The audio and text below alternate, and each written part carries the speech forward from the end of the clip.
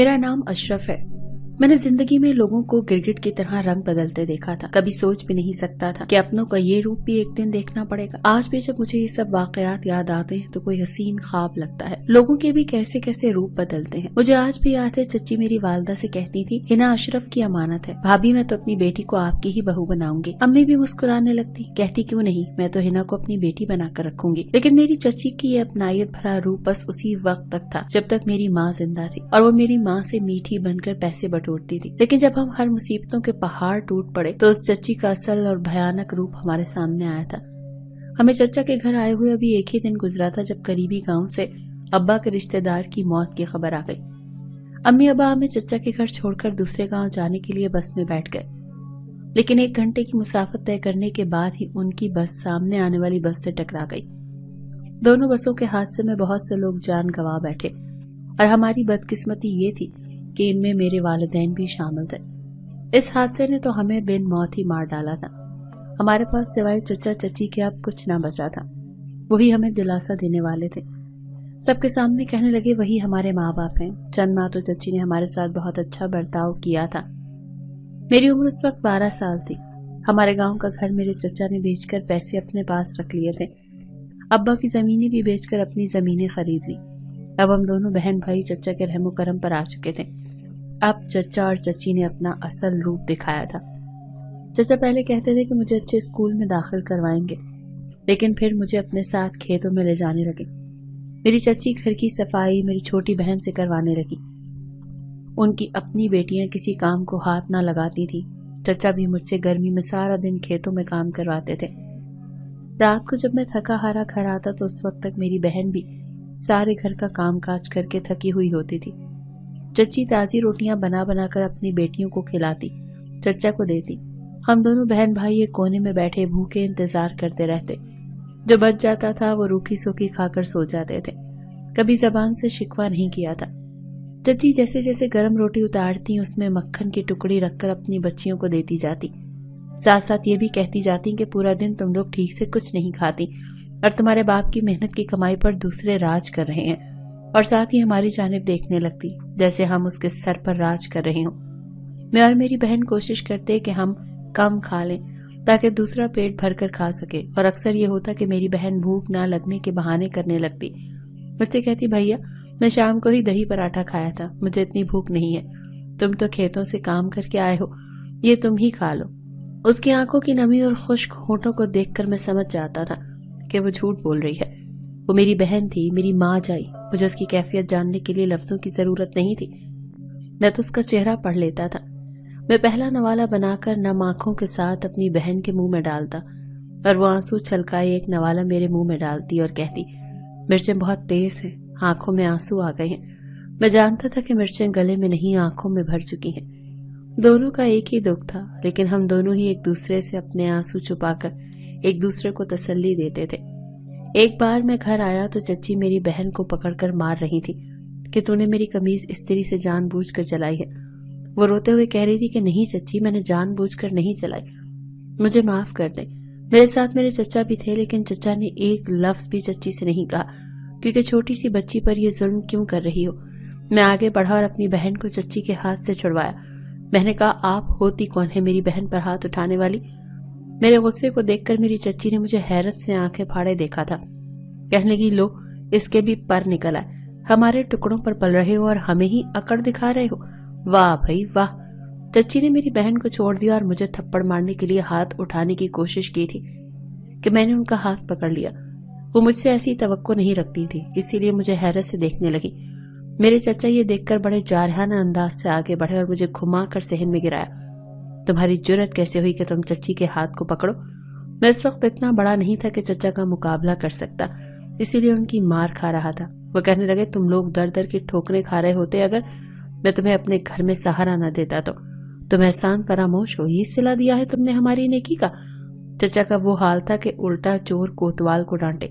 मेरी छोटी बहन से ये सब बर्दाश्त न हुआ तो चचा के सामने हाथ जोड़ने लगी। कहने लगी, चचा भैया को छोड़ दो। लेकिन चचा ने मुझे बस जान से ही नहीं मारा था, मेरा पूरा वजूद जख्मों से चूर था। मुझे चचा ने एक स्टोर नुमा कमरे में बंद कर दिया था। उस वक्त मेरी बहन ही मेरे पास आकर मेरे जख्मों पर दवा लगाती थी और आंसू बहाती थी। चंद दिन बाद मेरे जख्म कुछ ठीक हो चुके थे कि एक रात मेरी बहन बड़ी बदहवासी से स्टोर में दाखिल हुई। मुझसे कहने लगी, अशरफ भाई जल्दी से इस घर से भागकर कहीं चले जाओ। वो रो रही थी, बेहद परेशान थी। मैंने कहा, तुम क्यों परेशान हो? कहने लगी, मैंने चचा को ये कहते सुना है कि वो तुम्हें जान से मार डालेगा। अशरफ भाई, मैंने अम्मा अब्बा की मौत को बड़ी मुश्किल से सहा है। अगर तुम्हें कुछ हो गया तो मैं भी तुम्हारे साथ ही मर जाऊंगी। मैं तुम्हें अपने सामने मरते नहीं देख सकती। जाओ यहाँ से चले जाओ। मैंने कहा, तुम भी मेरे साथ चलो, हम दोनों यहाँ से बहुत दूर चले जाएंगे। लेकिन वो कहने लगी, मैं नहीं जा सकती भैया, जब तक आपके पास कोई रहने का ठिकाना नहीं मिल जाता मैं कहीं नहीं जा सकती। अशरफ भाई यहाँ से निकल जाओ, फिर खूब पैसा कमाओ, फिर मुझे भी यहाँ से निकाल कर ले जाना, लेकिन अभी तुम यहाँ से चले जाओ। मैं अभी ठीक से चल नहीं पाता था, लेकिन मेरी बहन की बात ठीक थी। जब तक मैं अपने पांव पर न खड़ा हो जाता उसे कहाँ लेकर जा सकता था। मैं सहन में लंगड़ाते हुए पहुंचा था। सहन में सब लोग बेखबर सो रहे थे जब मैं धीरे से दरवाजा खोलकर बाहर निकल गया। रात के 3 बज रहे थे। गांव में इस वक्त कुत्तों के भौंकने के अलावा और कोई आवाज नहीं आ रही थी। मेरा रुख खेतों की जानिब था। खेत खत्म हुए तो जंगल का सिलसिला शुरू हो गया। मैं बस तेज कदम उठाए चलता गया। मेरे जहन पर बस एक ही बात सवार थी कि मुझे अब मेहनत करके इतने पैसे कमाने हैं कि कहीं रहने का ठिकाना ले सकूं और अपनी बहन को चचा के घर से वापस ला सकूं। मैं जब चलते चलते थक गया और एक दरख्त से टेक लगाकर सो गया। शायद मैं बहुत थक कर सोया था, इसलिए मुझे बहुत गहरी नींद आई थी। मेरी नींद सूरज की गहरी रोशनी पर खुल गई। मैं जब उठा तो पसीने से शराबूर था।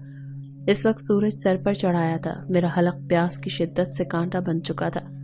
पूरी रात भाग भाग कर मेरे पांव शल हो चुके थे, लेकिन मेरा सफर अभी बाकी था। मैंने उठकर दरख्तों की जानिब देखा कि देखूं शायद कोई दरख्त फलदार हो, लेकिन मुझे वो कोई फल दिखाई नहीं दिया। लेकिन कुछ दूर चलकर ही सामने मेन रोड आ चुका था। मैंने एक बस रोकी। मेरे पास किराया था नहीं और मैं ये बात साफ बस वाले को बता दिया कि मेरे पास पैसे नहीं है, लेकिन बेहद मजबूर हूँ। उस शख्स ने तरस खाकर मुझे बस में बिठा लिया। बस जब शहर पहुंची तो बस वाले ने मुझे नीचे उतार दिया। पहले पहल तो मैं गाड़ियों के शीशे साफ करने लगा, मगर लोग पैसे देने के बजाय गाड़ी आगे बढ़ा कर ले जाते थे। 2-3 दिन में ही मैं हिम्मत हार चुका था। भूख और प्यास हलक बर्दाश्त कर रहा था। एक बार मैं एक होटल के पास जाकर खड़ा हो गया। वहां लोग तंदूर से रोटियां खरीद रहे थे। मैं आज से पहले कभी किसी के सामने हाथ नहीं फैलाए थे, लेकिन मेरे पेट की दोज़ख ने मुझे इस पर भी मजबूर कर दिया। भूख एक ऐसी बीमारी है कि इंसान से वो सब कुछ करवा लेती है जो वो करना नहीं चाहता। मैं 1-2 लोगों से कहा भी कि मुझे भूख लगी है, मुझे बस एक सूखी रोटी ले दो, लेकिन मुझे लोगों ने ये कहकर धुतकार दिया कि हाथ पांव सलामत है और भीख मांगते हुए शर्म नहीं आती। मैंने दिल में कहा, मैं तो मेहनत भी कर रहा था, गाड़ियों के शीशे भी साफ कर रहा था, लेकिन मुझे कब मेरी मेहनत की उजरत दी गई। गाड़ियों में बैठे हुए लोग तो शायद हमसे भी ज्यादा गरीब हैं। मुझे बहुत शिद्दत से भूख लगी थी। मैं होटल वाले से भी कहा कि मुझे बस एक रोटी दे दो, अगर मैंने रोटी ना खाई तो बेहोश हो जाऊंगा, लेकिन उसने भी मुझे छिड़क दिया कि चल भाग यहाँ से, न जाने कहाँ कहाँ से आ जाते हैं भीख मंगे। मुझे उसने भी अपने होटल से परे धक्का दे दिया। मैं इस वक्त इश्तियाल में आ गया। मैं तेजी से उस होटल में उस जानिब बढ़ा जहाँ रोटियां बनाकर रखी जा रही थी और जल्दी से हाथ में एक रोटी ली और भागने लगा। मेरे पीछे बहुत से लोग भागने लगे। चोर चोर की आवाजें मेरे अक़ब से उठने लगी। मैं साथ साथ रोटी के नवाले मुंह में डालता जा रहा था, क्योंकि मुझे डर था कि अगर उन्होंने मुझे पकड़ लिया तो मुझसे रोटी छीन लेंगे। इसी दौरान लोगों ने मुझे पकड़ लिया, मुझे बहुत मारा पीटा, लेकिन मैंने रोटी नहीं छोड़ी।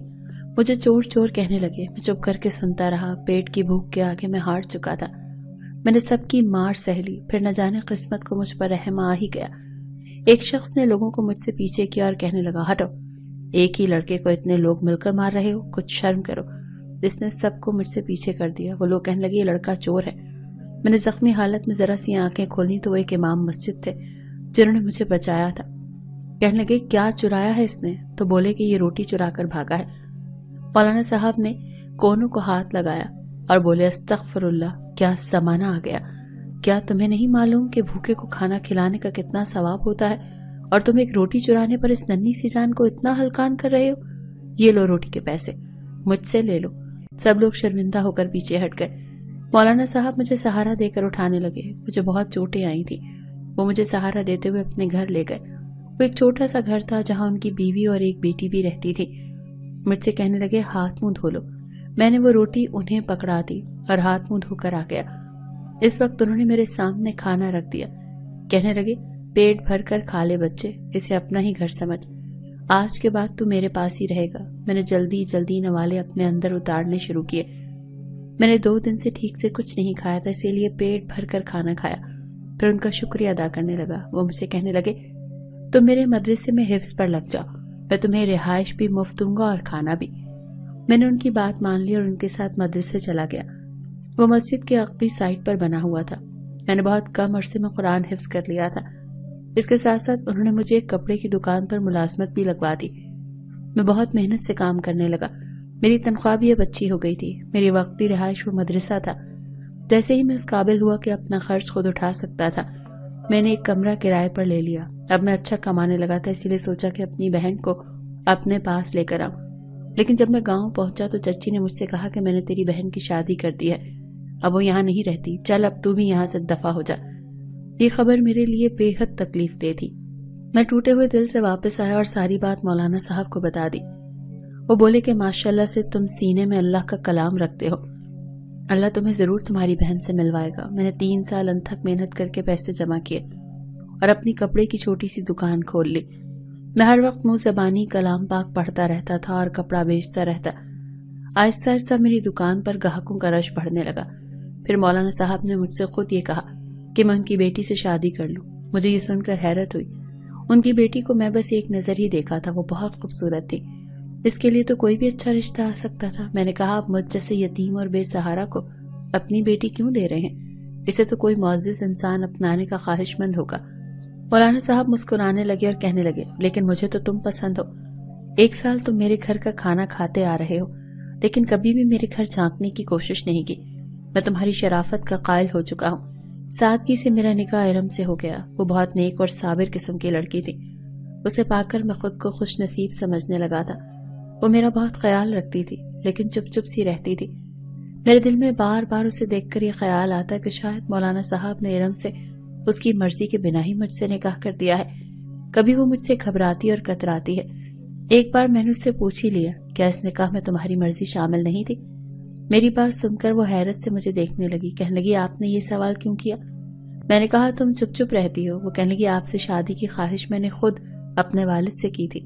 आप मुझे पसंद थे और मेरे वालिद ने जब आपका जिक्र किया तो मैंने फौरन से हाँ कर दी, क्योंकि आप अक्सर अब्बा से अपनी बहन का जिक्र करके रोते थे।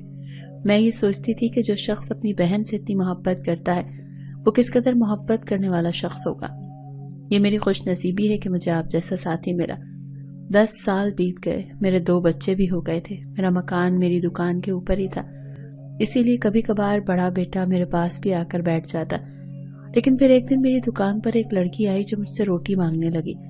उसका चेहरा पूरा चादर से छुपा हुआ था। वो मेरी दुकान के सामने बैठकर मुझे देखती रहती थी। लोग उसकी हालत देखकर उसे पैसे देने लगे। मुझे अपना वक्त याद आने लगा था। मैंने जल्दी से अपने बेटे को भेजा और उसके लिए घर से खाना मंगवाया। उसने खाना पकड़ा और फौरन से अपने कटोरे में डालकर तेज तेज निकल गई। अब वो अक्सर मेरी दुकान पर आने लगी थी। मैं हर बार उसको पैसे भी देता और खाना देकर भेजता। न जाने क्यों मुझे कुछ अजीब सा एहसास होने लगा था। वो एक तक बांधे मुझे देखती रहती थी, कुछ नहीं कहती थी। एक बार मेरा बेटा मेरे पास बैठा था तो वो मेरे पास आई और कहने लगी, ये तेरा बेटा है? मैंने कहा हाँ। कहने लगी, मैं इसे प्यार कर लूं? मुझे उसकी फरमाइश कुछ अजीब सी लगी। उस वक्त उसकी चादर सरक कर उसके सर से उतर गई। उसका चेहरा इस कदर झुलसा हुआ था कि कोई नकूश पहचाना नहीं जाता था। वो चादर के पल्लू से अपना चेहरा छुपाए रखती थी। अभी उसने फौरन से अपना चेहरा छुपा लिया, वरना उसका चेहरा इस काबिल हरगिज़ ना था कि कोई 2 मिनट पे उसके चेहरे को देख सके। मैं झुरझुरी सी लेकर रह गया। मेरा बेटा उसे देखकर खौफ खाने लगा, मेरे पीछे छुप गया। ये देखकर वो औरत सिसकियों से रोने लगी। इसकी सिसकियां सुनकर तो मेरे होश ही उड़ गए थे, और सिसकियां मेरे लिए अनजान नहीं थी। वो तेजी से वहां से भागने लगी।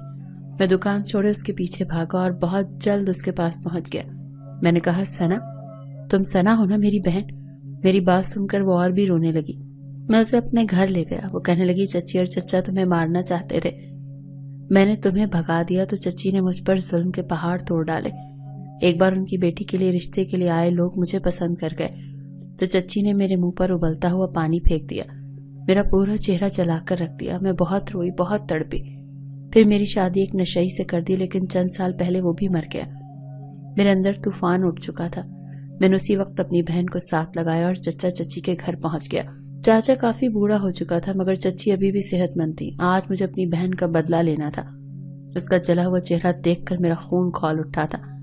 मैंने एक कूड़ा साथ लेकर गया था जो थाने में अक्सर पुलिस वाले भी इस्तेमाल करते थे। मैंने आव देखा न था और बेतरीक चाची की पीठ पर कोड़े बरसा दिए।